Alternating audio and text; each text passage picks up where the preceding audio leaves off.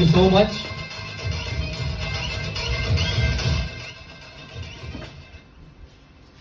फिर वो फिल्म वाली फीलिंग आ जाए। इंट्रोडक्शन बहुत बढ़िया दे दिया है already. My name is Parth Joshi.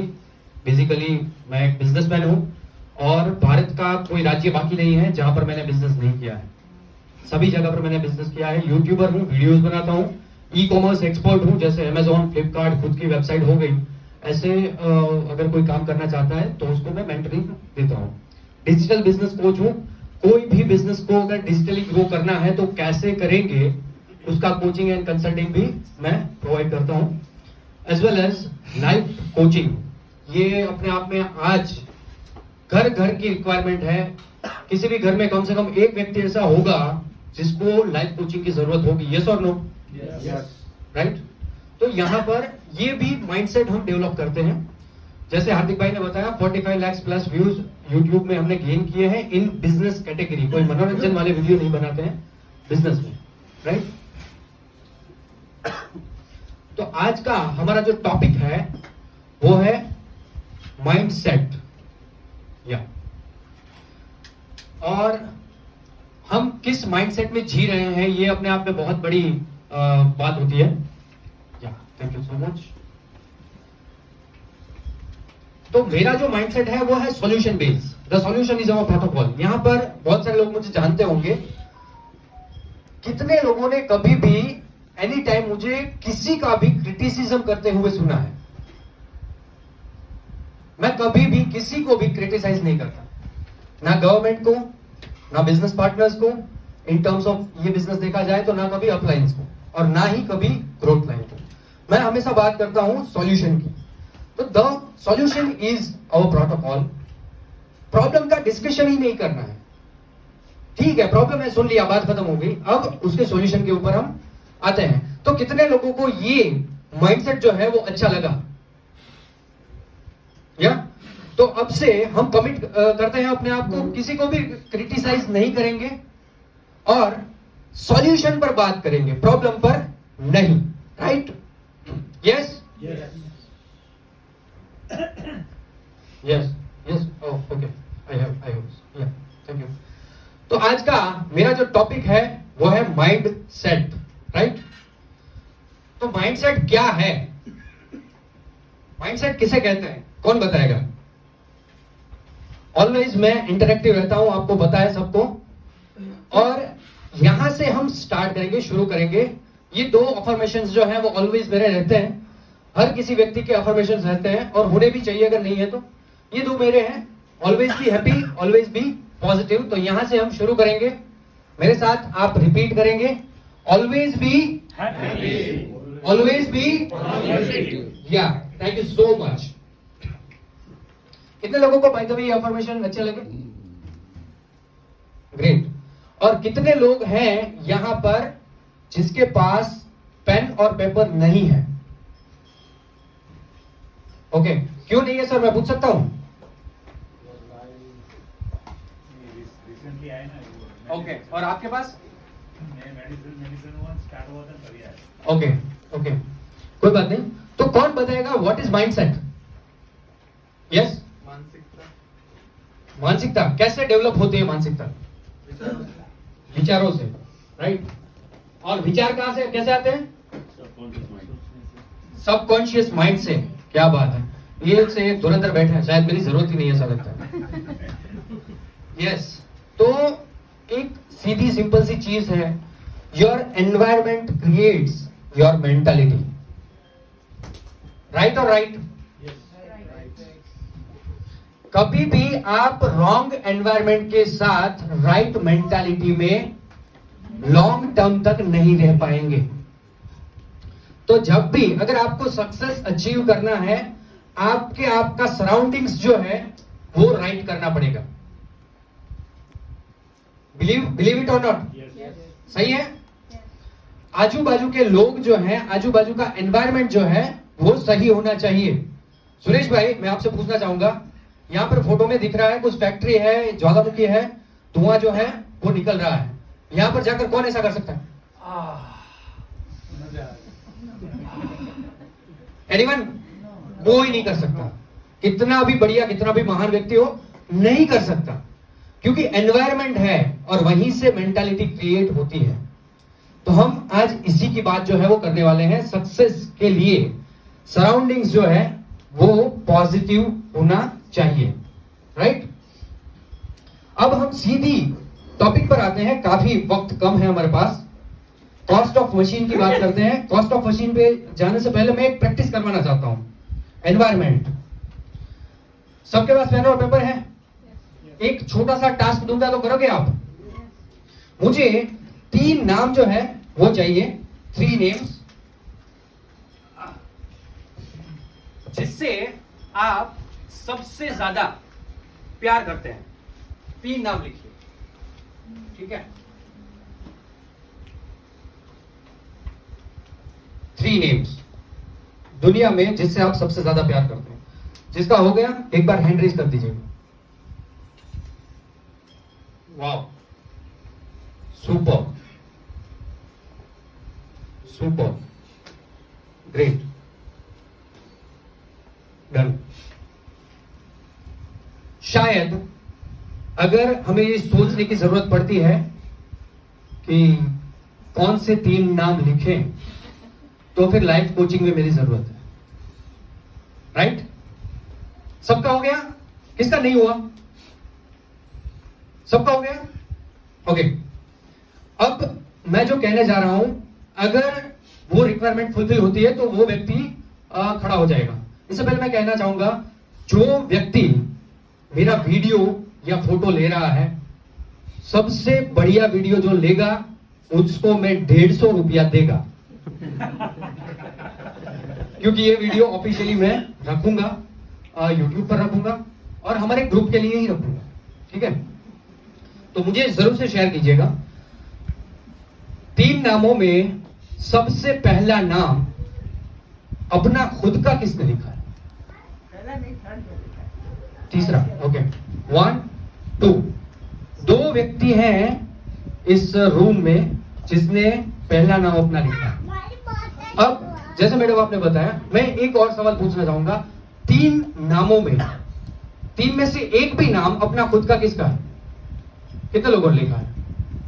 1 2 3 4 5 6 7 7 लोग टोटल। रूम में जितने लोग बैठे हैं उसमें से सिर्फ 7 लोग अपने आप को प्रेम करते हैं। यहां पर यह चीज सोचने लायक है कि अगर हम खुद को ही लव नहीं करते या खुद को ही इंपॉर्टेंस नहीं देते हैं, तब हमारा सराउंडिंग्स और एनवायरनमेंट कहीं ना कहीं ठीक नहीं है, उसको ठीक करना पड़ेगा। लव योरसेल्फ, ग्रोथ ऑटोमेटिक होगा। जब तक आप अपने खुद के लिए जियोगे नहीं, तब तक लाइफ में ग्रोथ नहीं हो पाएगा। कितने भी सफलता प्राप्त किए हुए लोग हैं, सबसे पहली उसकी जो माइंडसेट मैचिंग है ना, वो है सेल्फ लव की, खुद को प्रेम करते हैं। राइट और राइट? ओके, या थैंक यू। तो यहां पर हम बात करते हैं कॉस्ट ऑफ मशीन की। ये कितने लोगों को लगता है कि ये महंगी है? रेज योर हैंड्स अगर लगता है तो आप हैंड रेज कर सकते हैं। Yes, okay okay okay. और किसी को नहीं लगता? ईमानदारी से कहता हूं, अगर लगता है हैंड रेज कर सकते हैं। Wow, great. 3-4 लोग हैं जिनको लग रहा है, ईमानदार लोग हैं। तालियां बजनी चाहिए इन लोगों के लिए। मैं कुछ चीजें यहां पर रिवील करना चाहता हूं। सराउंडिंग्स, मैंने पहले ही कहा ना, एनवायरमेंट जो है वो मेंटालिटी क्रिएट करता है। हमारा आजू बाजू का एनवायरमेंट कैसा है? कितने लोगों को मशीन लेने से पहले महंगा लगता था? Almost everyone, right? अब क्या हुआ ऐसा कि अब आपको मशीन महंगा नहीं लग रहा है?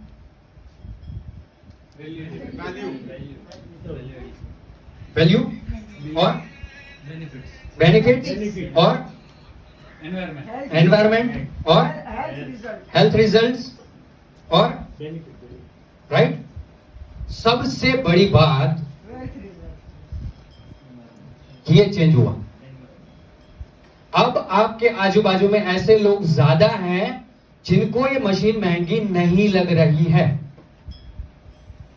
एनवायरनमेंट चेंज हुआ ऑटोमेटिकली। अभी मशीन जो है, कितने लोगों को लगता है कि ये मशीन शायद 30 लाख की भी होगी तब भी महंगी नहीं है? ठीक है, क्यों लगता है? क्योंकि एनवायरनमेंट चेंज हुआ और रिजल्ट्स मिले हैं। अब मैं कुछ चीजें यहां पर दिखाना चाहता हूं। Let's check something. Cost of clothes, mangoes, shoes, आपकी कॉस्ट क्या है?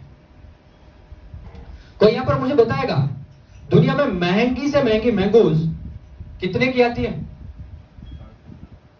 Any guess? 2.5 लाख। 2.5 लाख की मैंगोज मोंगी ना કેવાય? વેચાતી હશે ને, બરાબર? એટલે જ ઈ પ્રાઇસ હશે એનો.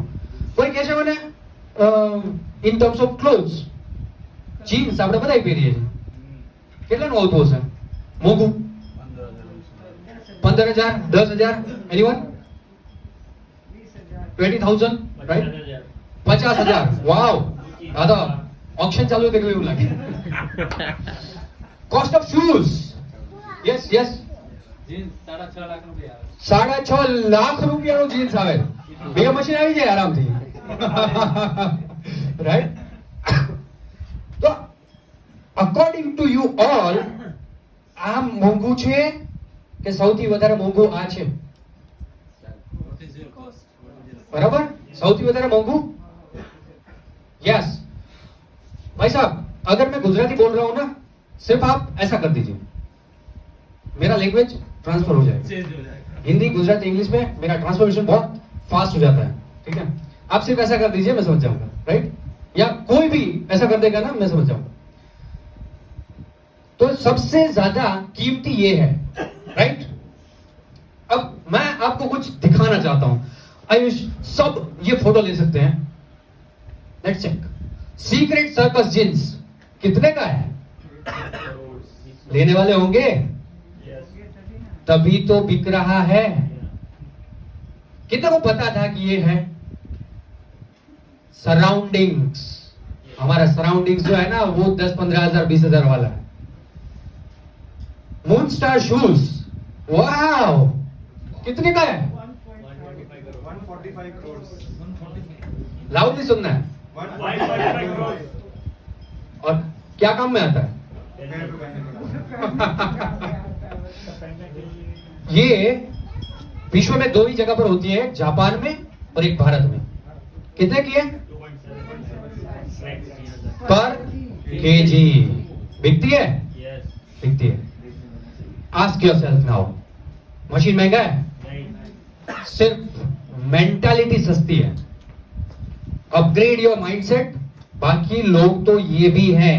अभी लाइफ टाइम हमें ये मशीन महंगी लगे, इस मेंटालिटी में, इस सराउंडिंग्स में रहना है, या फिर हम यहां तक जा सके, वो मेंटालिटी और वो सराउंडिंग्स हमें चाहिए? हम वहां तक जा सके वो सराउंडिंग। ये चाहिए, तब हमें क्या करना होगा?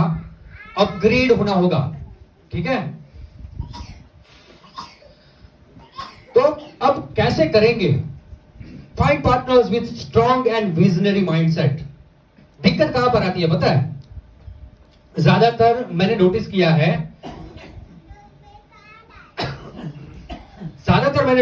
है, कहीं ना कहीं, कैसे फाइंड करेंगे इसको? विजनरी माइंडसेट नहीं है, स्ट्रॉन्ग मेंटालिटी नहीं है, वहां पर हम अप्रोच करते हैं और उसकी मेंटालिटी और उसको विजन बड़ा दिखाने की कोशिश करते हैं। यहां पर कौन जानता है, मैं एक नाम पूछना चाहूंगा, एक सिक्योरिटी गार्ड आज एनएसआई में शिक्षे है, नाम क्या है? राजकुमार यादव। सिलेक्शन तो करने देते यार। राजकुमार यादव। सुरेश भाई, क्या उसकी सैलरी थी? सैलरी वॉचमैन की क्या होती है, सब लोगों से पूछिए। कितनी सैलरी होती है वॉचमैन की? 10 से 12,000 या 6,000 से स्टार्ट है। Salary was 8,000, right? 8,000 रुपए की सैलरी। अब साला उसको मशीन महंगी नहीं लगी। क्यों महंगी नहीं लगी? ये था उसके पास विजनरी माइंडसेट। जब वो सिक्योरिटी की चेयर पर बैठता था ना, तब सोचता था कि मुझे उस हवाई जहाज में बैठना है। आज की डेट में वो सही से हिंदी और इंग्लिश नहीं बोल पाते हैं, लेकिन 6 से निकल चुके हैं और शॉर्ट टाइम में 6 से 2 जाने वाले हैं। और विद इन दिस ईयर उसका टारगेट है -3 का। मुझे लगा तालियां पड़नी चाहिए। सिर्फ एक ही वजह से, विजनरी माइंडसेट। तो ऐसे लोगों को हम ढूंढेंगे जो विजनरी माइंडसेट वाले हैं, या फिर ऐसे लोगों को ढूंढेंगे जो साला 10-15 हजार में अपनी जिंदगी खत्म ही कर देना चाहता है। किसको ढूंढना चाहिए? ग्रोथ कहां से आएगा? राइट? तो हम गलती क्या होती है, हम ज्यादातर हमारी एनर्जी जो है ना वो वहां पर इन्वेस्ट करते हैं जहां से प्रोडक्टिविटी नहीं आती है। 2 शेड्यूल होते हैं लोगों के। एक होता है बिजी शेड्यूल। कितने लोगों ने नोटिस किया है जब भी किसी को कॉल करते हैं, अभी टाइम नहीं है, अभी वक्त नहीं है। कितने लोगों का शेड्यूल यहां पर बिजी है? Raise your hands. बराबर, 3-4 लोगों का शेड्यूल बिजी है। सुरेश भाई फोटो ले सकते हैं आप। इतने लोगों का शेड्यूल ही बिजी है, बाकी बिजी लोग नहीं है। अगर आप कभी भी कॉल करते हैं किसी को और बोलते हैं कि मैं बिजी हूं, तो मतलब कहीं ना कहीं गड़बड़ है। यस यस, सिर्फ 3 लोग हैं। Raise your hands. 4 लोग, राइट। आप भी रेज कर दीजिए। 5 लोग हैं जो बिजी हैं। अब दूसरा सवाल, कितने लोग यहां पर प्रोडक्टिव हैं? प्रोडक्टिव। एक होता है बिजी शेड्यूल और एक होता है प्रोडक्टिव शेड्यूल। बिजी शेड्यूल में क्या होता है, प्रोडक्टिव नहीं होता है। इन टर्म्स ऑफ अगर हम पैसा कमाने की बात करें तो वो शेड्यूल हमारा मोनेटाइज हमें नहीं कर पाता है, पैसे हम नहीं कमा पाते हैं उस शेड्यूल से। दूसरा होता है प्रोडक्टिव शेड्यूल, जहां से हम पैसे जो है वो कमा पाते हैं। ठीक है? तो एक ही चीज है, ऑलवेज थिंक पॉजिटिव। सही सोचिए, कभी भी नेगेटिव नहीं सोचना है। Talk positive, learn law of God, ईश्वर का सिद्धांत जो है ना उसको सीखिए। और स्टेटमेंट्स में, जैसे मैडम ने कहा, स्टेटमेंट्स में चेंज लाइए। हमारे कन्वर्सेशन में कभी भी नकारात्मक शब्द जो है ना वो होने ही नहीं चाहिए। कितने लोगों ने मेरे कन्वर्सेशन में नोटिस किया है? राइट? अगर मैं गलती से बोल भी जाता हूं ना, मैं तुरंत ही उसको करेक्ट कर लेता हूं, तुरंत ही, एंड एक्सेप्ट इट। गलती हो गई, ठीक है। लेकिन जितना करेक्शन लाएंगे लाइफ में, उतनी ही पॉजिटिव टॉक जो है वो बढ़ेगी। अफर्मेशन दीजिए खुद को। और एक बात है, मैं आपसे सबसे पूछना चाहूंगा, यहां पर कैसे फाइंड करेंगे हम ऐसे स्ट्रॉन्ग मेंटालिटी वाले माइंडसेट्स को? अब ऐसे कितने लोग हैं जो मैं सबसे पूछूंगा, लॉ ऑफ कर्मा में बिलीव करते हैं? कुछ थोड़े बहुत लोगों की आवाज आई। लॉ ऑफ कर्मा सब बिलीव करते हैं। लॉ ऑफ कर्मा क्या है ये समझना भी बहुत जरूरी है। जब हम जिद लेकर बैठते हैं ना किसी भी बात की, सुरेश भाई, जयदीप भाई, आपका शिक्षक जो हुआ आसान हुआ? आसानी से हुआ? नहीं हुआ। जयदीप भाई की स्ट्रगल मैंने देखी है, सुरेश भाई की मैं नहीं देख पाया, लेकिन उनकी शिक्षक की स्ट्रगल मैंने देखी है। आसानी से नहीं हुआ था, लेकिन एक ही चीज थी, बहुत सारे फेलियर फेस किए होंगे उन्होंने, लेकिन एक माइंडसेट उनका था, जब तक जीतूंगा नहीं तब तक छोड़ूंगा नहीं। एक ही चीज, उसके ऊपर उन्होंने फोकस किया। पता है ज्यादातर लोग गलती कहां पर कर जाते हैं? फेलियर को एक डेस्टिनेशन समझ लेते हैं। फेल हो गए, अभी हम नहीं कर पाएंगे, बात खत्म। फेलियर कभी भी डेस्टिनेशन नहीं हो सकता है। जब ये माइंडसेट बनेगा, फेलियर लर्निंग हो सकता है, डेस्टिनेशन कभी भी नहीं हो सकता, किसी भी चीज में नहीं हो सकता। इसमें ज्यादा आगे जाएंगे तो बहुत बात बढ़ जाएगी। अब इनमें से कितने लोग जो हैं वो लॉ ऑफ एवरेजेस को जानते हैं? सीएस आप जानते होंगे, but of course probability, law of averages.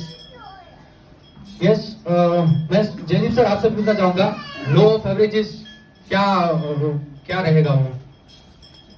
Yes, first of all thank you so much for the law of averages means, मतलब लाइक जो भी हम वर्कआउट करते हैं उसमें क्या होता है कि में काम थोड़ा करते हैं और एक्सपेक्टेशन ज़्यादा होती है, एवरेजेस काम नहीं करते, उसके बाद रिजल्ट नहीं मिलता तो डीमोटिवेट हो जाते हैं। तो लॉ ऑफ एवरेजेस मतलब हमें मैक्सिमम वर्कआउट करना है, कर्मा का जो हमारा जो रिजल्ट है वो ईश्वर देने ही वाला है। तो लॉ मैक्सिमम हमें हमारा वर्कआउट करना है according to my experience. Thank you. वाह, claps for him. Maximum work करना है, सीधी सी बात है। कर्मण्येवाधिकारस्ते मा फलेषु कदाचन मा कर्म फल भूते भू मा ते संगोस्त कर्मणि। तो यहाँ पर सीधा ही भगवत गीता में कहा है कर्म करते जाओ, फल पर, फल की इच्छा नहीं रखनी, ऐसा नहीं है, फल पर अपना अधिकार नहीं है। जैसे हम डेमो करते हैं ना, तो वो बंदा प्रोडक्ट लेगा ही, ये माइंडसेट रखना, ये अपने आप में पेनफुल रहता है। आज मैंने डेमो दे दिया, वाह, बजा सकते हैं बीच में अगर ऐसा सिचुएशन लगे तो। हैप्पी भाई के लिए तालियां पड़ दी चाहिए। तो ये माइंडसेट रखना कि ये बंदा प्रोडक्ट लेगा ही, अब उसकी चॉइस है, वो आज ले, 6 महीने बाद ले, साल भर बाद ले, 2 साल बाद ले, 5 साल बाद ले, या फिर ना ले। दिक्कत कहां पर आती है, हमारी एक्सपेक्टेशन जो है ना वो बहुत ज्यादा बढ़ जाती है कि मैंने डेमो दिया, क्यों नहीं लिया। कितने लोगों के डेमो लेस देन 100 हुए हैं यहाँ पे, 100 से कम डेमो हुए हैं। मतलब सोच रहे थे कि अगर कोई एक व्यक्ति हाथ ऊंचा करेगा तो मैं करूंगा, राइट। अब ज्यादातर क्या होता है, मैंने देखा है लेस देन 100 डेमो करने वाले लोग, अभी जो नए हैं उनकी बात नहीं कर रहा हूं, वो क्विट कर देते हैं। क्या सोचते हैं कि मैंने भाई 5 लोगों को बताया, 10 लोगों को बताया, इन्होंने लिया नहीं। मैंने एक चीज नोटिस की थी, थोड़े दिनों पहले ही मैंने शेयर किया था। रिक्शा में कितने लोग बैठते हैं? रिक्शा वालों को आप में से किसी ने भी रिजेक्ट कितनी बार किया है? मुझे नहीं बैठना, ऐसा कितनी बार बोला है? 10 बार कितने लोगों ने बोला है? मैंने बोला। ओके, जो लोग रिजेक्ट नहीं कर रहे हैं उन्होंने रिक्शा वालों को कभी मना ही नहीं किया है। रिक्शा में बैठा भी तो नहीं होगा, वो कभी रिक्शा में शायद बैठा नहीं है और कभी उन्होंने रिजेक्ट नहीं किया है कि भाई मुझे नहीं जाना है। इट्स इम्पॉसिबल, संभव ही नहीं है। इस रूम में बैठा हुआ हर एक व्यक्ति भले रिक्शा में बैठा ना हो, रिक्शा वाले को मना जरूर से किया होगा। कितना रिजेक्शन वो रिक्शा वाला फेस करता होगा पर डे, फिर भी वो अपना धंधा कभी बंद नहीं करता, क्योंकि सीधी सी बात है, घर चलाना है, आगे बढ़ना है, उसके पास वही स्कोप है, उसको पता है रिजेक्शन आएगा। तो यहां पर मैं एक चीज कहना चाहता हूं, सब लोग करते हैं, प्लानिंग करते हैं और अफर्मेशन करते हैं कि मुझे ये चाहिए, ये चाहिए, ये चाहिए। मैं यहां पर क्लियर कहना चाहता हूं, God will not give you anything. ईश्वर आपको कुछ नहीं देंगे। हाँ, हम कुछ खुद से नहीं कर सकते, राइट। ईश्वर आपको कुछ नहीं देंगे। अगर आप ऐसा सोचते हो कि मैं यहां पर बैठूंगा और भगवान मुझे कुछ देंगे, इट्स इम्पॉसिबल, नहीं हो पाएगा। और ज्यादातर गलती यही रहती है। सुरेश भाई, कितने मशीन दोगे? कितने लोग अप्लायंस से मशीन की अपेक्षा रखते हैं? हाथ कोई खड़ा नहीं करेगा, पता है मुझे। और जिसने आपको ये बिजनेस दिखाया ना, मान लीजिए अप्लाई ईश्वर, ठीक है, आपको कुछ नहीं देंगे, बातें होगी, नहीं देंगे, और अपेक्षा रखना बहुत बड़ी मूर्खामी है, बहुत बड़ी, नहीं हो पाएगा। अपलाइन या ईश्वर क्या करते हैं? ये करते हैं, आप जो भी वर्क करोगे उसको रिटर्न करेंगे विथ इंटरेस्ट, राइट और right, with compounding interest. CA साहब ने बोल दिया, तालियां बजनी चाहिए।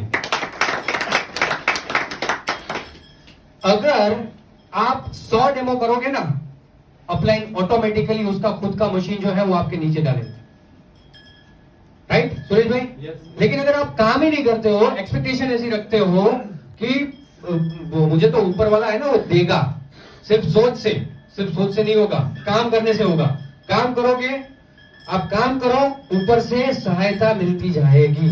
ये ही कर्म का सिद्धांत है।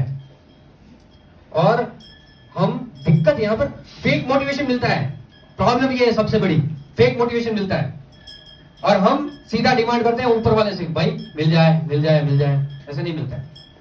यहां पर माइंडसेट को डेवलप करने की जरूरत है। God will return you with interest. ईश्वर आप जो भी काम करोगे, सही करोगे सही रिटर्न मिलेगा, गलत करोगे गलत रिटर्न मिलेगा। सत्व रजस तमस 3 गुण है, 3 के अकॉर्डिंग आपने जो भी एग्जीक्यूशन किया उसका रिजल्ट आपको मिलेगा ही मिलेगा, राइट। ये एक यूनिवर्सल लॉ है। अब तक मैंने जो भी कहा यहां पर सब सही कहा, राइट। हाथ खड़ा कर सकते हैं अगर सब सही कहा तो, यस। अब बालो भाई जैसे बोले वैसे बोल भी सकते हैं, सब सही कहा, Yes. वाह, थैंक यू। तो हमें सिर्फ भरोसा करना है यूनिवर्सल लॉ पे। ये लॉ हर जगह पर काम करता है, सिर्फ ऐसा नहीं एनर्जी में करता है, भारत में करता है, हर जगह पर काम करता है। सिर्फ हमें इस पर भरोसा करना है कि ऐसा है भाई, और इसी के मुताबिक दुनिया चलती है, हमारे ओपिनियन से नहीं चलती है। काफी बार हम कहते हैं अपलाइन को ये करना चाहिए, ग्रोथ लाइन को ये करना चाहिए, ये करना चाहिए, ऐसा नहीं है, यूनिवर्सल लॉ है वो। एनएसआर कहते हैं ना, कितने लोगों ने सुना है विवेक बिंद्रा सर के स्टाइल में, जैसा जैसा अपलाइन करेगा वैसा वैसा ग्रोथ लाइन सीखेगा और करेगा, ठीक है। तो ये यूनिवर्सल लॉ है, एक्सेप्ट करना है, that's it. Believe in yourself. किसी के ऊपर भी बिलीव मत करो, आपके ऊपर करो। दूसरों को ग्रेटिट्यूड की भावना से देखो कि मुझ पर भरोसा किया, मेरी ग्रोथ लाइन ने मुझ पर भरोसा किया है, मेरी अपलाइन ने मुझे ये कुछ दिखाया है, कुछ अच्छा बिजनेस दिखाया है, thank you so much for it. But believe in yourself, you can do it. कितने लोगों को अपने आप पर भरोसा है? सबको है, राइट, सुपर। तो चलिए कुछ और अफर्मेशन करते हैं। यस आई बिलीव, मेरे साथ पढ़ेंगे, आई कैन। बस इतने ही लोगों को भरोसा है, ज्यादा लोगों को भरोसा नहीं है। खाना खाने चले, सिर्फ खाना खाने आए। Yes I can, I can do anything. Thank you God for giving me this opportunity. जितने लोगों की आवाज में दम है ना, उसका माइंडसेट ग्रो हुआ है। बाकी के लोगों को माइंडसेट पर काम करने की जरूरत है। एक वक्त था मेरी आवाज भी दबी हुई थी, तो कोई बड़ी बात नहीं है। एक बार और करेंगे, मजा आएगा। यस करेंगे, यस और yes. I can do anything. Thank you God for giving me this opportunity. Wow, super. कुछ एनर्जी मिल रही है, सुपर। चलिए यहां पर हम एक जबरदस्त म्यूजिक के साथ मेरे सेशन को खत्म करेंगे। खड़े हो जाइए, एनर्जी को फील कीजिए। यस क्लैप और जंपिंग कीजिए। अगेन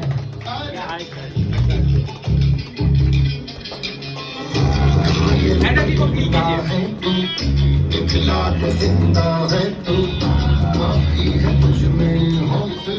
वाव, गाना भी बहुत बढ़िया बजाया आपने। Thank you so much all of you. Yeah. So my name is Parth Joshi. Thank you so much. अगर सेशन आपको बढ़िया लगा है जरूर से मुझे टैग कीजिएगा। Thank you. Over to you, my host and my friend Hadik bhai. Yes.